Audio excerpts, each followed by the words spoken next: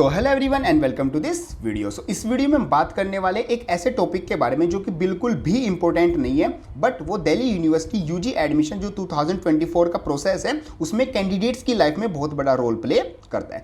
हम बात करने वाले सिमुलेटेड रैंक। देखो अभी तक आपने इस जो आपकी रैंक है वो अपना देख ली होंगी, अपना आपके CSCS पोर्टल में आपको जो रैंक्स है वो शो हो गई होंगी और आपने अंदाजा भी लगा लिया होगा कि आपको कौन सा कॉलेज मिलने वाला है। इस वीडियो में हम बात करने वाले अगर आपकी जो रैंक है वो बहुत लो आती है, मतलब कि 10,000, 20,000, 15,000 ऐसी आपकी रैंक आती है या फिर इससे भी लो आपकी रैंक आती है, तो आपको कौन से कॉलेज को, दिल्ली यूनिवर्सिटी के वो कौन से कॉलेज है जिनको आपको टारगेट करना चाहिए और साथ साथ वो कौन से पॉइंट्स है जो आपको फॉलो करने चाहिए अगर आप सही में दिल्ली यूनिवर्सिटी में एडमिशन लेना चाहते हो, अगर आपकी रैंक कम है फिर भी। वो सारी चीज़ें मैं आपको इस वीडियो में बताने वाला हूँ। चलो शुरू करते हैं। देखो सबसे पहले तो हम कुछ बेसिक चीज़ें समझ लेते हैं कि जो हमारी सिमुलेटेड रैंक होती है वो होती क्या है और वो किस तरीके से कैलकुलेट होती है। एक आपको ब्रीफली मैं आपको ये सारी चीज़ें बता देता हूँ। देखो बेसिकली जो सिमुलेटेड रैंक है वो आपकी क्या होती है, आपकी एक बेसिकली रैंक होती है जैसे कि फॉर एग्जाम्पल दिल्ली यूनिवर्सिटी में फॉर एग्जाम्पल ये एक कोर्स है, तो इस कोर्स को के लिए काफ़ी बच्चों ने अप्लाई किया होगा, तो इन सभी बच्चों को क्या किया गया, एक लाइन में क्या कर दिया गया,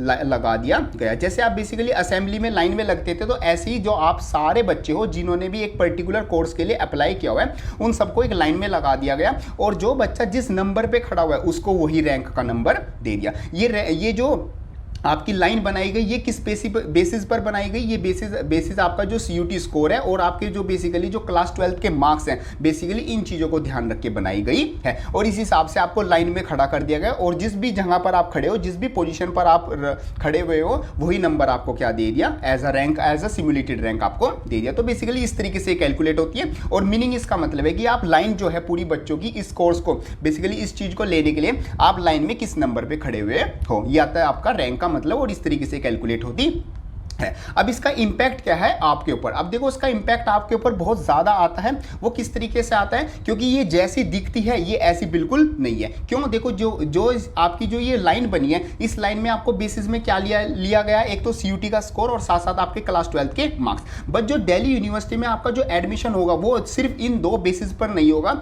इन दो को लिया जाएगा, बस साथ में आपकी जो क्या कास्ट होती है उसका सर्टिफिकेट भी लगता है। अगर कोई बच्चा SC ST OBC EWS इन सब से है, तो वो अगर आपका मान लो वो अगर 10th नंबर पे भी खड़ा हुआ है, तो वो अगर उसके पास सर्टिफिकेट होगा तो वो ऑटोमेटिकली 4 या 5th नंबर पे चला जाएगा रैंक कम होने के बाद भी। साथ साथ आपके पास क्या ली जाती है, जो आपकी कट ऑफ्स आएंगी उनके हिसाब से भी जो आपकी रैंक है बहुत ज़्यादा चेंज होने वाली है। तो इसका इंपैक्ट आप पर क्या पड़ेगा, इसका इंपैक्ट आपका सिंपली आप पर ये पड़ता है कि जो अभी आपको ये रैंक शो हो रही है ये आपकी एक्चुअल रैंक्स नहीं है। हो सकता है कि जो दो बच्चे की रैंक आ रही है उसने अगर कोई कॉलेज है वो 9th प्रीफरेंस पे रखा हो और वो कॉलेज आपने फर्स्ट प्रीफरेंस पे रखा हो, बट आपकी जो रैंक है वो कम शो हो रहा हो, बट जब कॉलेज में एडमिशन होगा वो कॉलेज उस बच्चे से पहले आपको मिल जाएगा। थोड़ा कॉम्प्लिकेटेड लग रहा है, कोई बात नहीं, वीडियो को देखते रहो, मैं सारी चीज़ें बिल्कुल आपको बिल्कुल सिंपल वर्ड में समझा के आपको एकदम सारी डिटेल में चीज़ें बता दूंगा। ठीक है पॉइंट। चलो इस तरीके से कैलकुलेट होती है और आप पर इसका इंपैक्ट कितना पड़ेगा, सिंपल इतना इंपैक्ट है कि आप इसको जितना इग्नोर करके चल सकते हो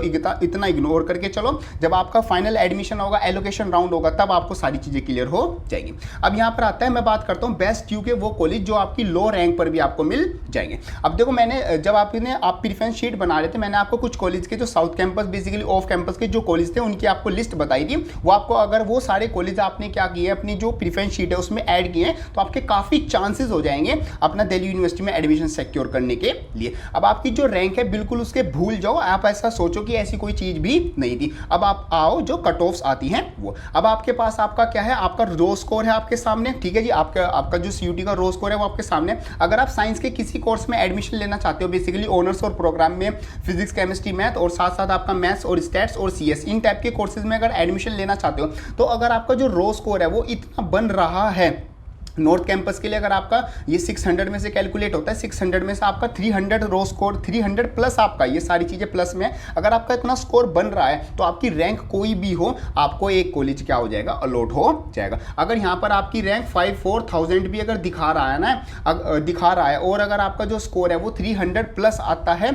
आपका कोई भी मतलब जो CUT स्कोर आता है वो, तो आपको एक नॉर्थ कैंपस का एक अच्छा खासा कॉलेज अलॉट हो जाएगा। इसी तरीके से साउथ कैंपस, ऑफ कैंपस का मैंने हर एक की अलग अलग आपका कैंपस वाइज और साथ साथ आपके जो कोर्सेज है ऑनर्स कोर्सेज और जो आपके प्रोग्राम कोर्सेज मैथ, स्टैट्स और CS, इन सब के लिए अलग अलग आपकी क्या निकाल के दे दिया, कट ऑफ ये निकाल के दे दिए। आप अपनी सिम्युलेटेड रैंक को भूल जाओ और आपका जो CUT का रो स्कोर है उसको ध्यान में रख के चलो। ऐसे आपका कॉमर्स के लिए आ जाता है, कॉमर्स के लिए आप ये वाला चेकआउट कर सकते हैं, और जो आपका आर्ट्स का आता है आर्ट्स के लिए बेसिकली आपका ये आ जाता है। कुछ कोर्सेज आ जाते हैं जिन थोड़ी हाई डिमांड होती है, जैसे का हिस्ट्री, इको और जियोग्राफी की सीट्स थोड़ी कम होती हैं, तो आप इसमें 50, 60 और 70, 80 प्लस मार्क्स करके चलना। ये बेसिकली जितने भी मैं मार्क्स बता रहा हूँ ये आपके जनरल कैटेगरी के आते हैं। अगर आप SC, ST, SC से हो तो आप अपना 20 से 25 नंबर का गैप लेके चल सकते हो, और अराउंड 15 से 20 नंबर का। अगर आप ST कैटेगरी में आते हो आप 30 से 40 नंबर का लेके चल सकते हो। अगर आप OBC में आते हो तो आप 5 से 10 नंबर का गैप लेके चलते हो। सेम फॉर EWS 5 से 10 नंबर का गैप लेके चल सकते हो।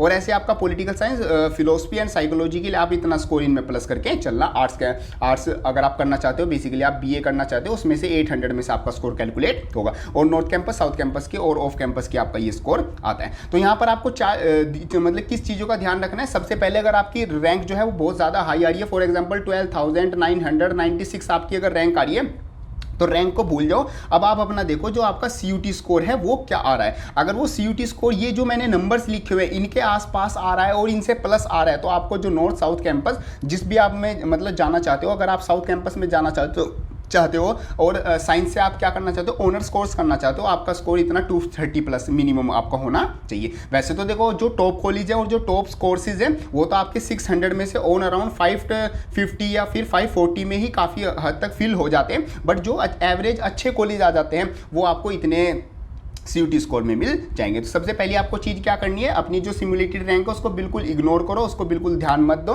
बाकी अगर आप मतलब कि फिर भी अंदाज़ा लगवाना चाहते हो कि मेरे को इस रैंक पे कौन सा कैंपस मिल सकता है, तो आप अपनी जो रैंक है और साथ साथ अपना जो CUT स्कोर है उसको कमेंट बॉक्स में लिख सकते हो। मैं आपको थोड़ा मतलब आइडिया से बता दूंगा कि आपका मतलब कि आपको कौन सा कॉलेज या फिर कौन सा कैंपस अलॉट हो सकता है। बाकी सबसे ज़्यादा ध्यान आपको देना अपना CUT स्कोर में, वो आपको रो स्कोर आता है, इससे आप अपना क्या कर सकते हो, मैच करके पता लगा सकते हो कि मेरे को कौन सा कॉलेज और साथ साथ कौन सा कैंपस क्या होगा, अलॉट हो गया। बाकी आपने जो प्रेफरेंस शीट बनाई है आपको एडमिशन उसी वे से मिलेगा, आपको सिमुलेटेड रैंक की हेल्प से एडमिशन नहीं मिलेगा। आपको अपनी जो प्रेफरेंस शीट बनाई है अगर वो अच्छी आपने बनाई होगी, उसमें कम से कम 40 से 50 कॉलेज आपने रखे होंगे, मिनिमम ये कॉलेज है 50, आप मैक्सिमम 100 या 150 इतने कॉलेज अगर रख के चल रहे हो तो आपके चांसेस और ज़्यादा बढ़ जाएंगे दिल्ली यूनिवर्सिटी में एडमिशन लेने के लिए। तो ये सब कुछ आपका आ जाता है रिलेटेड टू सिमुलेटेड रैंक।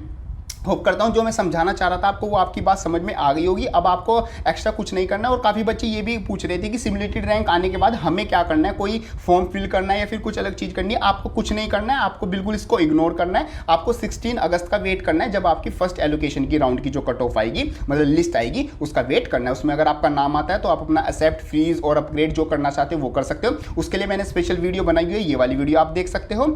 और अगर आपका राउंड 1 में नहीं नाम आता तो आप राउंड 2 के लिए वेट कर सकते हो। इस तरीके से आपका सिंपल फिर राउंड 3 अगर होता है तो उसके लिए आप वेट कर सकते हो। बाकी जैसे जैसे पूरा प्रोसेस रहने वाला है, सीट आपको कैसे एक्सेप्ट करनी है, कैसे आपका पूरा एलोकेशन राउंड होगा, फेज 3 का पूरी डिटेल इन्फॉर्मेशन मैं इस चैनल पर आपको सारी चीज़ें बताता रहूँगा। तो चैनल को सब्सक्राइब करके नोटिफिकेशन बेल को ऑन कर लेना। बाकी इंस्टा पर जरूर कनेक्ट हो जाना। और अगर आप EC और स्पोर्ट्स स्टाइल दे रहे हो तो इंस्टाग्राम पर हमने ग्रुप बना रखा है सभी स्टूडेंट्स का, जहाँ पर हम सारी चीज़ डिस्कस करते हैं, तो आप वो भी ज्वाइन कर सकते हो। सो ये सब कुछ रहता है हमारा इस वीडियो के लिए। वीडियो हेल्पफुल लगे तो उसको लाइक जरूर कर देना, एंड यस जाते वक्त चैनल को सब्सक्राइब जरूर कर देना। सो मिलते हैं अपनी नेक्स्ट वीडियो में, तब तक के लिए थैंक यू।